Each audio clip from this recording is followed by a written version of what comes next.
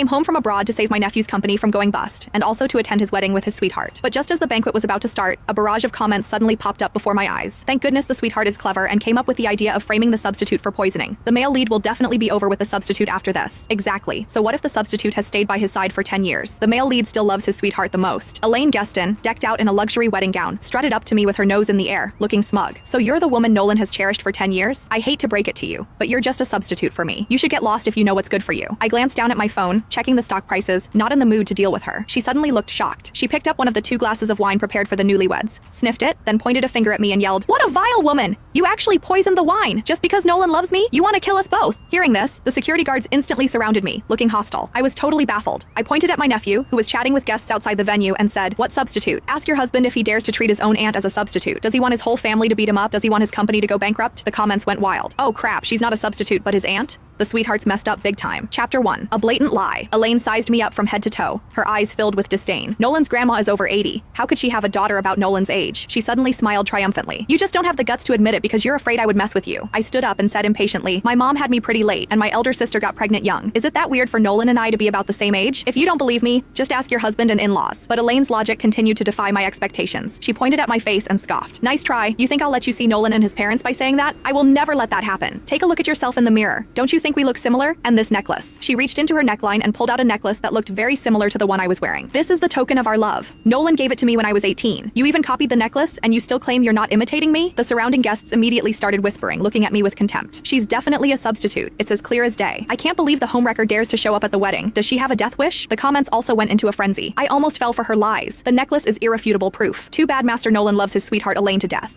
The substitute is just humiliating herself. I rolled my eyes so hard my pupils almost reached the back of my head. I designed that necklace years ago. The first one I made was flawed, and Nolan begged me for it to give to Elaine. The one I wore was the completed final product. As for the 2 of us looking alike, I gazed at Elaine with disdain. Has it never crossed your mind that maybe I influenced Nolan's beauty standards growing up, so he fell for someone who looked like me? After all, he's always thought I looked pretty. In a sense, you're my substitute. Elaine refused to believe a single word I said, and just thought I was being delusional. She looked at me with a hint of arrogant pity. I know you must be really frustrated because you stayed by Nolan's side for 10 years as a substitute for me, but he's now marrying me. Even so, you can't resort to poisoning our wine to kill us both. I frowned and was about to say something when I was interrupted by a woman's wail. My poor daughter. You haven't even married Nolan yet, and someone's already trying to poison you. She was a middle-aged woman who wore a designer coat but still exuded a crude vibe. She was Elaine's mother, Sandra. I took a deep breath and, out of respect for her being an elder, suppressed my anger and explained, I didn't poison any. Before I could finish, Sandra's tear-stained face shifted instantly to a fierce expression. She turned to me and yelled, "Oh really? You didn't poison the wine, huh? Then drink it. If you drink it, we'll believe you." I almost laughed out loud. What a setup. First, Elaine established the narrative that the frustrated substitute wanted to poison her and Nolan because Nolan was marrying someone else. Then, Elaine's mother stepped forward